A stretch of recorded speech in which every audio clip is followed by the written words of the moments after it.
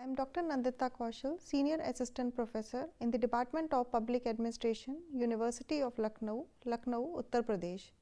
I am going to present before you the module whose title is Levels of Public Policies Formation. Objectives. After going through this unit, you will be able to understand the role of Cabinet Secretariat, the role of Central Secretariat, the role of administrators in policy making, the role of Cabinet Secretariat. Cabinet Secretariat is responsible for secretarial assistance to the Cabinet, its committees and ad hoc groups of ministers, and for maintenance of records of their decisions and proceedings.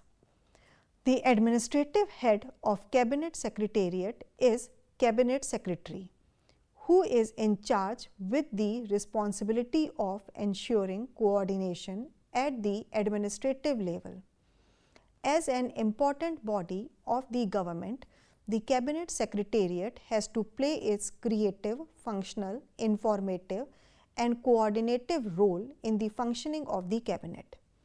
It helps in preparing the agenda for Cabinet meetings, takes minutes, circulates decisions and follows them up to see that action has been taken in the departments, and thus Cabinet Secretariat appears to be running the government in the actual sense. Cabinet Secretariat cannot be regarded as the equivalent of our Prime Minister's office. The Cabinet Secretariat, being a staff agency, serves as the Cabinet collectively and in any manner has never had an analytical capability. It is not seen as providing the Prime Minister with policy analysis comparable to that which goes on within our Minister's own department. In the recent years, the Prime Minister's Secretariat has become centralized owing to the formation of a large secretariat with many full-time advisors on various issues and a host of full-time service officers in charge of different subjects. The Cabinet Secretariat, originally conceived for securing coordination, should not itself become the coordinating agency. It should serve the Cabinet and its committees. Next, coming to the role of Cabinet Secretary. Cabinet Secretary is the administrative head of the Cabinet. When the Viceroy's Executive Council was renamed as the Cabinet on 5th September 1946 on the formation of the interim government, its secretary, Sir Eric Coates, became the Cabinet Secretary, who was later replaced by H.M. Patel, followed by N.R. Pillai. The Cabinet Secretary is generally the senior most civil servant of the Indian Administrative Service cadre, and such a status was recommended by Gopal Swami Iyengar in his report on reorganization of the machinery of government 1949 as follows. He should be an administrative officer of the highest rank, selected for the office for his special qualities of tact, energy, initiative and efficiency, and he should be entrusted as head of the Cabinet Secretariat with the positive function of securing coordination as well as timely and effective action by all departments of the Government of India in all matters in which the Cabinet as a whole or the Prime Minister is interested. He should be a person commanding the respect and confidence of all ranks of the permanent services. The primary function of the Cabinet Secretariat is to provide secretariat assistance to the Cabinet. He sits near the Prime Minister in the Cabinet meetings and briefs him personally. He transforms the actual proceedings of Cabinet in the form of Cabinet minutes, that is, he puts in what is better and relevant. Although he keeps an eye upon the smooth functioning of the working of the ministries and departments, he does not have a supervisory function over any one of them. The Cabinet Secretary is present at all the meetings of the Cabinet and its committees. Being the principal official of the Cabinet system, the Cabinet Secretary plays a critical role in the policy apparatus.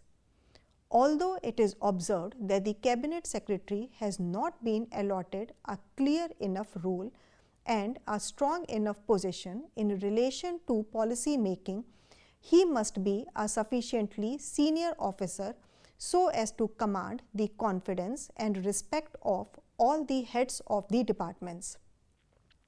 The Cabinet Secretary must be recognized as having as politico-administrative role in the democratic process in India. Next, coming to the role of Central Secretariat. The Central Secretariat is an administrative organization to assist the government in discharge of its parliamentary responsibilities. It is a complex of departments and ministries whose administrative heads are known as secretaries and political heads are known as ministers. The secretary acts as the chief advisor to the minister. He assists the ministers in the formulation of public policies. As policies can be framed only on the basis of availability and adequacy of data, the Secretariat makes relevant information available to the minister, thus helping him to formulate policies. It frames legislations, rules and regulations. It exercises supervision and control over the execution of policies and programs by the executive departments. To facilitate policy making in critical areas, the central government set up some types of policy planning units in key departments and ministries. Generally, separate from budget formation, these units ideally provide the inputs for effective policy making among the various program elements of a department or ministry, and it relates different policy elements emanating from various parts of the department or the ministry so that it functions as one organization and moves in consistent direction. Advisory committees have been constituted and attached to the departments for advising the machinery of the central government at the national level. A considerable number of these standing committees formed for a specific purpose are composed either exclusively and oblique or predominantly of experts. Others are representative in essence and tend to reflect democratic principles in policy making. In discussing the role of the Secretariat department in the policy formation, it is important to underline the theory of political administrative relationship. According to democratic norms, a government should be political, not bureaucratic. Civil servants are employed in theory to serve political leaders by carrying out their decisions. Ministers decide on policies and their civil servants take the necessary executive actions to implement them.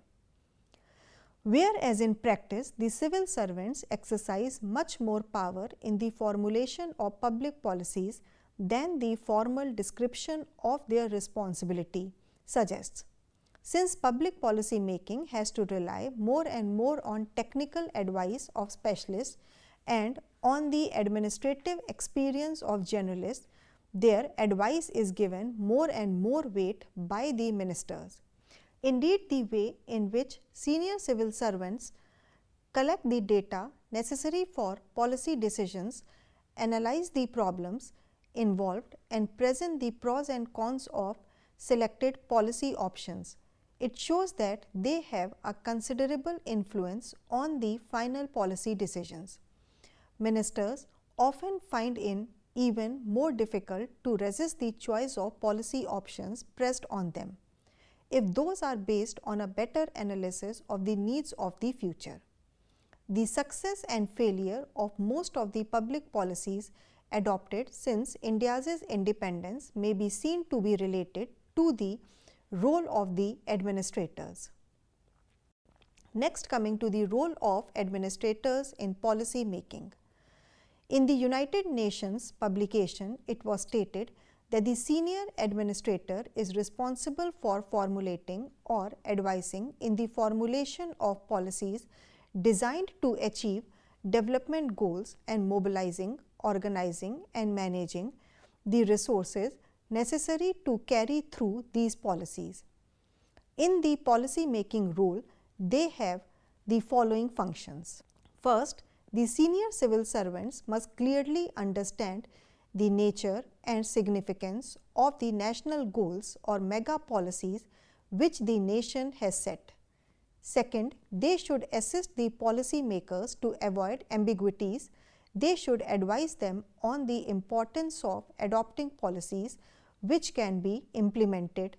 The advice should be faithfully rendered before decision is arrived at on a policy matter, and it should consider the technical, economic, administrative and perhaps also the political feasibility of proposed policy. One of the reports of the United Nations publications states that the administrator's role in the policy making process under any system is to clarify the choices open to the politicians and to anticipate their consequences.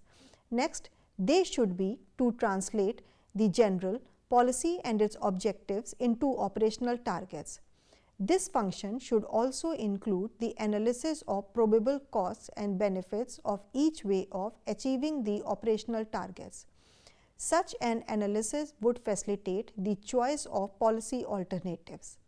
Next, as far as possible, they should adopt a rational approach and use modern management techniques. The advocates of policy sciences insist on the need in the modern world of putting public policies on rational basis. But it must be kept in mind that for certain policies, considerations of cost and benefit or the rational approach do not have any relevance. Next, finally, they should be able to pay special attention to the question of coordination of policies and policy instruments. They should analyze the policy in question in relation to other policies to see if any inconsistencies or vagueness exist and examine whether it complements or supplements other policies to produce better results. Next, coming to the role of National Development Council. The National Development Council was set up on 6th August 1952 below the Parliament.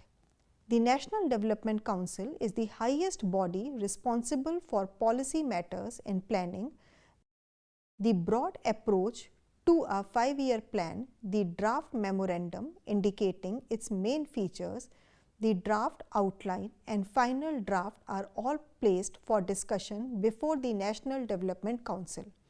The National Development Council may approve the draft plan with or without amendments.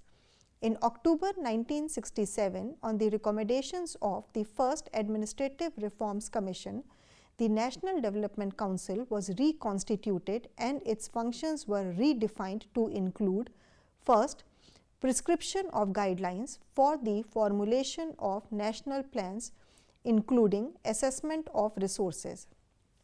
Second, consideration of national plans as formulated by the Planning Commission. Third, consideration of important questions of social and economic policy affecting national development. Fourth, review of the working of plans from time to time and recommending such measures as may be necessary for achieving their aims and targets. The NDC is established for the purpose of strengthening and mobilizing the efforts and resources of the nation in support of 5-year plans, and more specifically to promote common economic policies in all vital areas and to ensure the balanced and rapid development of the country. The National Development Council comprises the following members: Prime Minister, who is the head or the chairperson of the National Development Council, Ministers of the Central Cabinet, Chief Ministers of all states and Chief Ministers and Administrators of all Union Territories, members of Niti Aayog. The Prime Minister is the chairperson of the Council and the Secretary to the Commission as its Secretary. The Commission furnishes the Council with the administrative information and other assistance. The Council generally meets twice a year. The Council in general never passes any resolutions formally. The approval of the draft plan by the National Development Council facilitates work on the preparation of the development plan for different sectors. It is thereafter presented in Parliament for consideration and comments. National Development Council provides the framework of cooperation and partnership of development programs. Because of the size of the body and busy schedule of its members, National Development Council has been appointing committees from time to time for a detailed examination of certain problems.